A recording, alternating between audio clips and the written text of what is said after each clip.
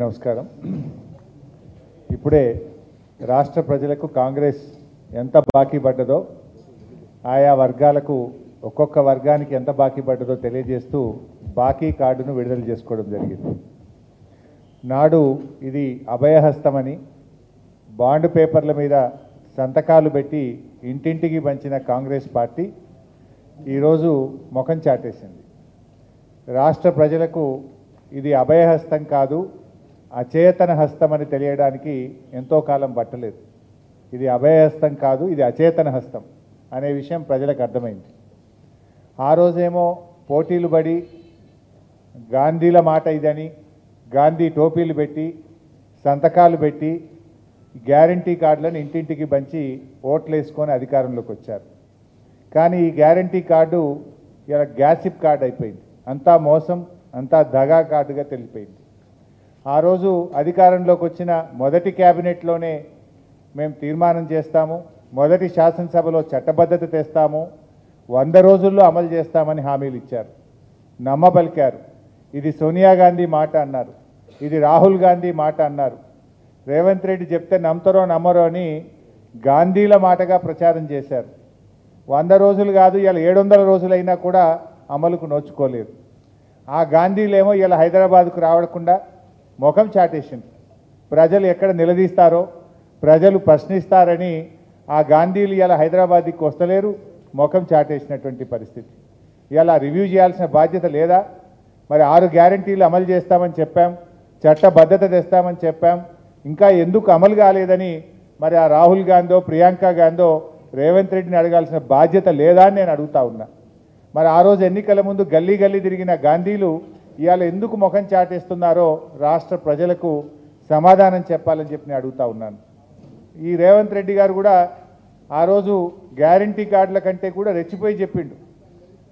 అవ్వకిస్తాం, కోడలికి ఇస్తామన్నాడు, ఇద్దరికీ పెన్షన్ ఇస్తామన్నారు, రైతుకి ఇస్తాం, కౌలు రైతుకు ఇస్తాం, ఇద్దరికీ ఇస్తామన్నాడు. ఎన్నికల ముందేమో రజనీకాంత్ లెక్క మాట్లాడిండు, ఎన్నికలు అయినాక రేవంత్ రెడ్డి గజనీకాంత్ లాగా మారిపోయింది. ఈరోజు ఇవాళ ఇప్పుడు అన్ని కటింగ్లే, ఏది చూసినా కటింగ్లే పెడుతుండు. ఎట్లా ఉందంటే చీఫ్ మినిస్టర్ అంటే చీఫ్ మినిస్టర్ రేవంత్ రెడ్డి కాదినా, cutting minister, cutting master Revanth Reddy అయిపోయింది. ఈయన చీఫ్ మినిస్టర్ రేవంత్ రెడ్డి కాదు, కటింగ్ మాస్టర్ రేవంత్ రెడ్డి. 2 రకాల కటింగ్లు. ఒకటేమో కేసీఆర్ గారు ప్రభుత్వం ప్రారంభించిన మంచి పనులు, బీఆర్ఎస్ ప్రభుత్వం చేపట్టినటువంటి కార్యక్రమాలకు, భవనాలకు కానీ, ఆసుపత్రులకు కానీ, స్కూళ్ళకు కానీ, కాలేజీలకు కానీ, ఫ్లైఓవర్లకు కానీ, బ్రిడ్జిలకు కానీ, ఎస్టీపీలకు కానీ రిబ్బన్ కటింగ్ చేస్తుండిపోయి. ఒకటేమో రిబ్బన్ కటింగ్, ఇంకోటేమో కేసీఆర్ గారు ప్రారంభించిన మంచి పథకాలు ఉంటే వాటిలో కటింగ్ పెట్టుడు.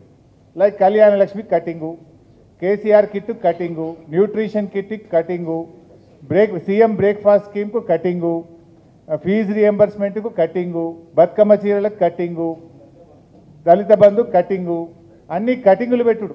అయితే రిబ్బన్ కటింగు, లేకపోతే సంక్షేమ పథకాలకు కటింగు. ఇంతకు మించి రేవంత్ రెడ్డి చేసిన ఏముంది మంచి కార్యక్రమం? ఇవాళ ఎందుకు 6 గ్యారంటీల మీద అసెంబ్లీలో మాట్లాడతామంటే శాసనసభ పెట్టకుండా పారిపోతాడు?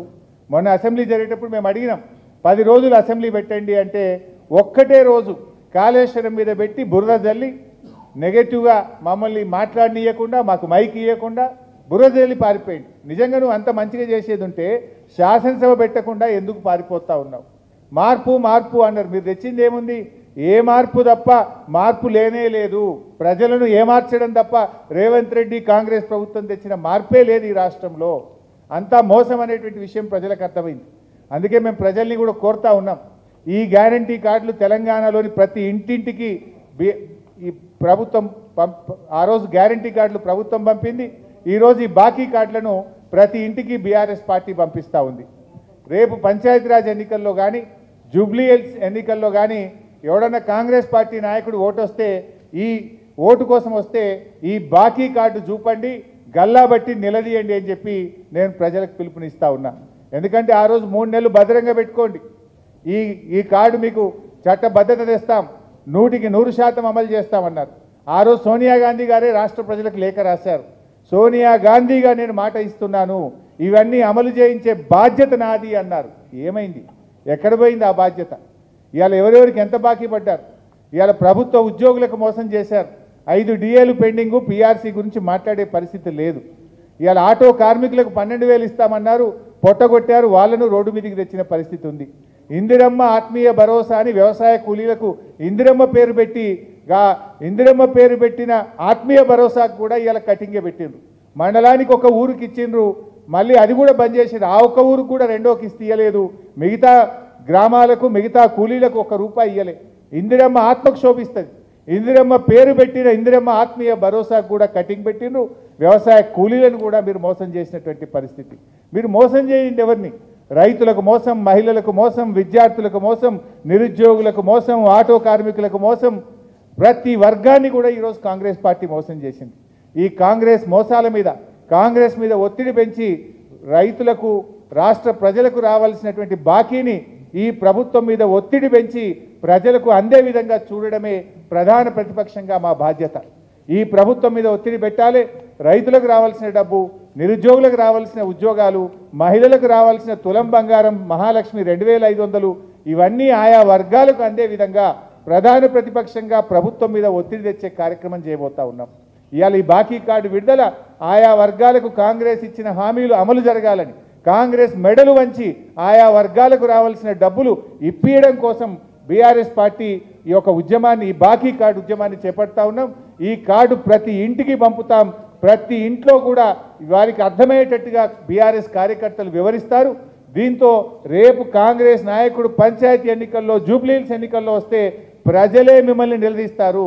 గల్లాబట్టి కాంగ్రెస్ నాయకులను అడగాలని, ఇవన్నీ ఇచ్చిన తర్వాతనే కాంగ్రెస్ పార్టీ గల్లీలోకి రావాలని చెప్పి ప్రజలు నిలదీసే రోజులు దగ్గరలో ఉన్నాయి. ఎంతకాలం పోలీసులను పెట్టుకొని చేయలేవు, అక్రమ కేసులు పెట్టి బెదిరిస్తూ ప్రభుత్వాన్ని నడపలేవు.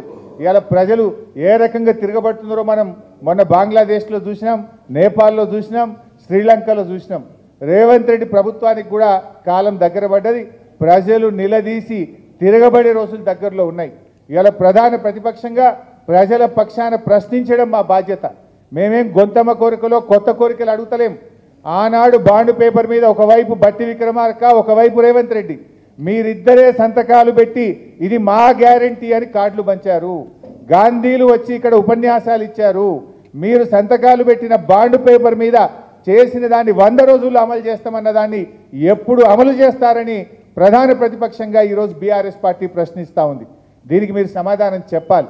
ఇవాళ మీరు ఆ రోజేమో మాకు చాలా అనుభవం ఉంది, డబ్బులు సమీకరిస్తాం, ఎలా సంపాదించాలో, ఎలా ప్రజలకు ఇవ్వాలో మాకు తెలుసని నమ్మబలికారు. ఇవాళ ప్రతిపక్షం మీద బురద జల్లుతూ తప్పించుకోవాలని చూస్తూ ఉన్నారు. ప్రశ్నిస్తే కేసులు పెడతా ఉన్నారు. తప్పించుకోలేరు. మీరు ప్రజలకు ఇచ్చిన హామీలు అమలు చేయాల్సిందే. బాకీలతో సహా చెల్లించాలి. 100 రోజుల్లో అమలు చేస్తామన్నారు. ఇవాళ 700 రోజులైంది.